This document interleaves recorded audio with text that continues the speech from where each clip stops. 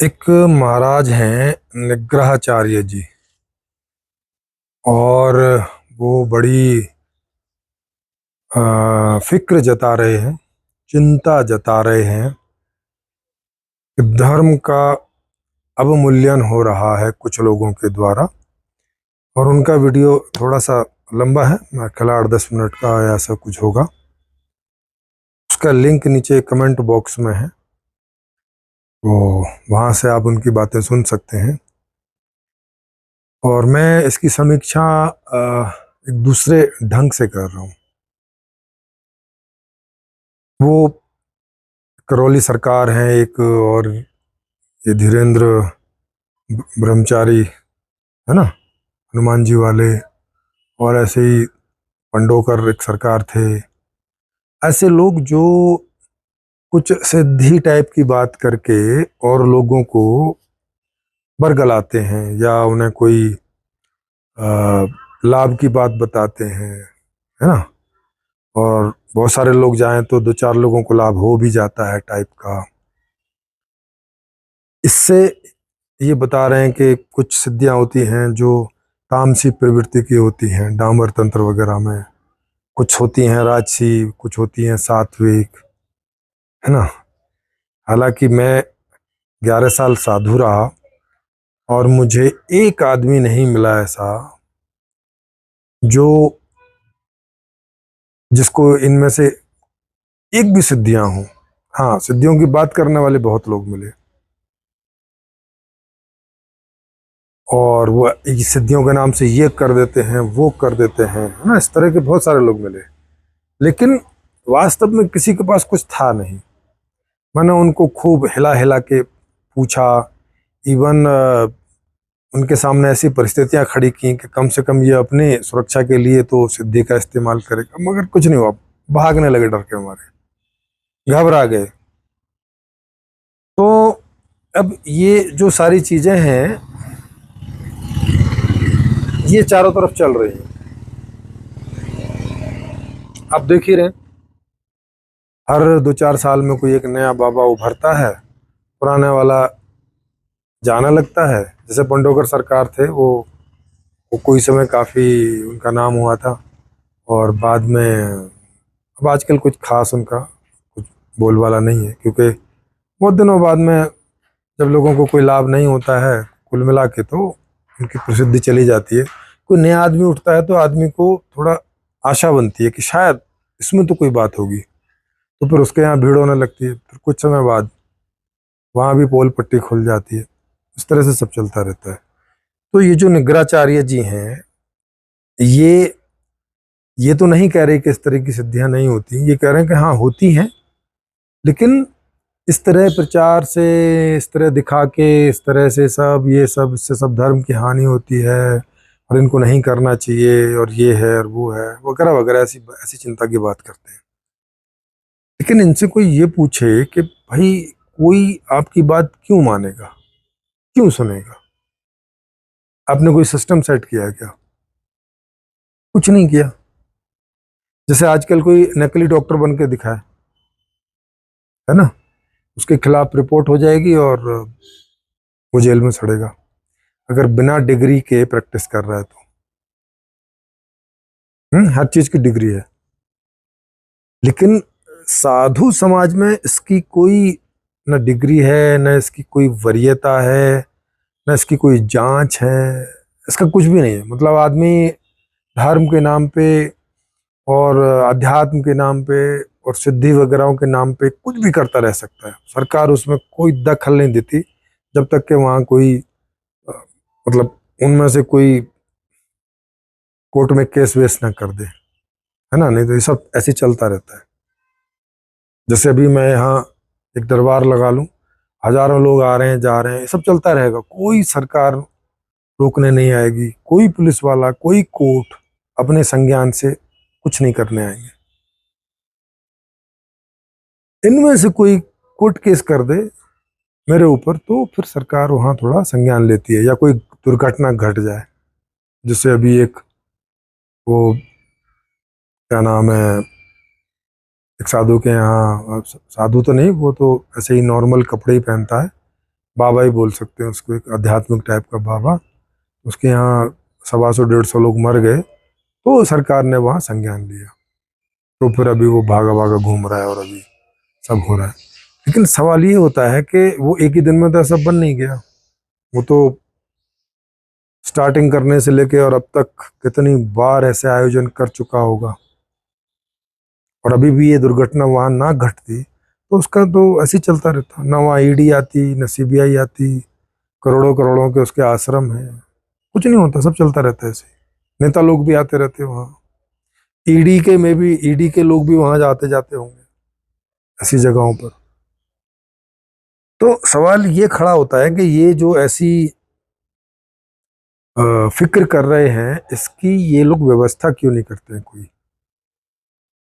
अगर ये उनसे ज्यादा शक्तिशाली है, मान लो कि ऐसी सिद्धियां होती हैं और उनको कुछ तामसी टाइप की सिद्धियां, तो इनके पास तो ऐसे कुछ साधु होते होंगे ना जिनके पास अच्छी सिद्धियां, सात्विक टाइप की सिद्धियां होती होंगी, वो इन्हें रेगुलेट क्यों नहीं करते, कंट्रोल क्यों नहीं करते? ये कोई ऐसी संस्था का निर्माण क्यों नहीं करते हैं कि जो इस तरह की चीजों को रेगुलेट करे और कंट्रोल करे, ताकि ये जिस धर्म की बात कर रहे हैं उस धर्म का अवमूल्यन ना हो। ऐसी व्यवस्था इनके इस सो कॉल्ड धर्म में क्यों इन्होंने नहीं कर रखी है ना? बाकी व्यवस्था भी सरकार ने कर रखी, इनकी कोई व्यवस्था ही नहीं है। भाई ये तो साधु समाज का जिम्मा है ना, जब तक सरकार इसको कुछ नहीं करती है, तो साधु समाज का जिम्मा है कि वो इसे रेगुलेट करे। जैसे आरबीआई बैंकों को रेगुलेट करती है कि नहीं करती है? वैसे ही एक जो प्रसार केंद्र है वो टीवी चैनल और इत्यादि को रेगुलेट करता है ना, उसमें कुछ नियम वगैरह होते हैं, तो उन्हें रेगुलेट करता है। तो ये क्यों नहीं कोई ऐसा रेगुलेशन बनाते और उसको स्ट्रिक्टली चलाते हैं? क्यों नहीं करते ये ऐसा? सीधी सी बात है कि इस तरह की कोई सिद्धियां ना इनके पास है ना उनके पास है, सब फर्जीवाड़ा चल रहा है ऐसे ही। अब जो चला ले, अब जिसका चल जाए, कोई रेगुलेशन नहीं है। साधु बनने की कोई ना कोई पात्रता है, ना कोई योग्यता है, ना कोई किसी तरह का कोई जांच है, ना कुछ है। कोई कुछ भी बन सकता है, कुछ भी कहीं करते रह सकता है। जो चोरी करते रह सकते हैं, बलात्कार करते रह सकते हैं, सुल्फा पीते रह सकते हैं, नशा पानी सब करते रह सकते हैं। बस लाल कपड़े पहनो या सफ़ेद कपड़े पहनो, या और कई तरह के साधु हैं, कई तरह के कपड़ों के, वो कपड़े पहनो और बस कुछ भी करते फिरो समाज में। किसी का कोई रेगुलेशन नहीं। और ये रेगुलेशन ना होने के पीछे कारण क्या है? इतना सही कि इनके पीछे, इनके पास, किसी के पास कोई ज्ञान नहीं है। क्योंकि रेगुलेट करने के लिए तो ज्ञान चाहिए, जो रेगुलेट करेगा उसके पास तो सारा ज्ञान होना चाहिए। जैसे आरबीआई के पास बैंकों से संबंधित सारा ज्ञान है, तब ना रेगुलेट करने की बात करता है। और वो ओपन करता है कि भाई ये रेगुलेशन है, आपको बैंक खोलना है तो इन रेगुलेशन के तहत ही खोलना होगा, नहीं तो आप चुप बैठिए। आपको हॉस्पिटल खोलना है तो ये लाइसेंस है, इसके ये रेगुलेशन है, इनके तहत ही आपको करना पड़ेगा। एजुकेशन का है ये, इसका पूरा परफॉर्मा है, इसके तहत आप खोलना चाहते हैं तो खोल सकते हैं, नहीं चुप बैठिए। अगर खोलेंगे तो आपको जेल में डाल देंगे, नहीं करने देंगे। तो ऐसे समाज में हर चीज का रेगुलेशन है, सिवाय ये अध्यात्म और ये धार्मिक चीजें छोड़ के। इसका कोई रेगुलेशन किसी ने बनाया नहीं है। सरकार भी इनसे बोल सकती है कि भाई आप अपना अपना रेगुलेशन बनाइए, और अगर आपके यहाँ से कोई भी साधु या कुछ भी ऐसा ऊट पटांग करते करता हुआ पाया जाएगा, पकड़ा जाएगा, तो इसके बारे में आपसे पूछा जाएगा कि ये ऐसा बना कैसे। और फिर आपको जवाब देना पड़ेगा कि आपके धर्म में ये सब कमियां हैं, कि आपके आपके रेगुलेशन में से भी कोई आदमी ऐसा गलत निकल गया। और कितने परसेंट गलत निकल रहे हैं ये फिर डाटा होगा, अभी कोई डाटा ही नहीं है ना। कोई एक एक 2-4% मामला गलत निकले तो चलो समझ में आता है कि चलो इतना ह्यूमन एरर हो सकती है, मानवीय गलतियां हो सकती हैं। लेकिन जहाँ पे दिखे कि भैया धड़ाधड़ हुए चले जा रहा, वहां पे क्वेश्चन उठेंगे ना। जैसे ईडी जितने सारे लोगों को पकड़ती है उनमें से मुश्किल से 5-7% कन्विक्शन होते हैं। इसका मतलब है कि मोर देन 95% जो ईडी के केस हैं वो सब कपोल कल्पित होते हैं, उनके पीछे कोई खास रिसर्च नहीं होती है ना, किसी को भी पकड़ के उठा उठा के डाल देते हैं। ऐसा थोड़े दिन में ही सामने आ जाता है क्योंकि डाटा होता है, क्योंकि हर चीज़ वहाँ रेगुलेट हो रही है, डाटा इकट्ठा हो रहा है। इनके यहाँ कुछ भी नहीं है, किसी धर्म में कोई डाटा नहीं है, उसका कोई कलेक्शन नहीं है, उसके परिणाम क्या आ रहे हैं उस पर कोई चर्चा नहीं है, कुछ भी नहीं, सब यूं ही भर्रासाई चल रही है। तो निग्रहाचार्य जी तक ये मेरी बात कोई पहुंचा सके तो पहुंचाइएगा, जिन किन्हीं ऐसे लोगों को ये वीडियो पहुंच जाए जो उन्हें जानते होंगे तो उनको शेयर कीजिएगा, और उनको हमारी ओर से निमंत्रित भी कीजिएगा हमारे चैनल पे, यूट्यूब चैनल पे ऑनलाइन चर्चा के लिए। तो ये लोग क्यों नहीं बनाते हैं, ये इनकी ताकत का क्या उपयोग है, करते करते क्या उस ताकत का, अगर है तो। वैसे मुझे तो लगता नहीं कि कोई भी ताकत इनके पास है या इनके जैसी किसी भी गुरु के पास है, क्योंकि 11 साल मेरा खुद का अनुभव है, मुझे एक सिंगल आदमी ऐसी किसी ताकत का मालिक नहीं दिखा। ये तो छोड़ो, ढंग से कोई आदमी जैसा भी नहीं दिखा कि बस शरीर से आदमी ऐसे लग रहे हैं, लेकिन कोई साधु जैसा कुछ इस तरह के लोग मुझे नहीं मिले शक्ति संपन्न। तो फिर ये कैसे रेगुलेट करेंगे, क्योंकि आरबीआई के पास तो ताकत होती है, प्रचार तंत्र के पास तो ताकत होती है ना, जो ताकत सरकार की है वो ताकत इन सबके पास होती है, कोर्ट के पास तो ताकत होती है, इनके पास क्या है, क्योंकि बिना ताकत के कोई नियम कोई रेगुलेशन नहीं होता है दुनिया में। तो अब या तो ये झूठ बोलते हैं कि इनके पास कोई ताकत है, इस तरह का झूठा प्रचार करते हैं, जैसे निग्राचार्य जी भी ऐसा बोल रहे हैं कि ऐसी बहुत सारी सिद्धियों की इनके संज्ञान में है वगैरह वगैरह, है ना। तो ये ऐसे झूठ बोलते रहते हैं, इस तरह के वीडियो बनाएंगे, अब कई सारे लोग इनकी इन बातों में आ जाएंगे, तो सोचेंगे कि अच्छा अच्छा इनके पास तो पॉजिटिव शक्तियाँ, चलो इनके पास, और वो उन्हें बेवकूफ़ बनाना शुरू कर देंगे। तो यही चल रहा है चारों तरफ।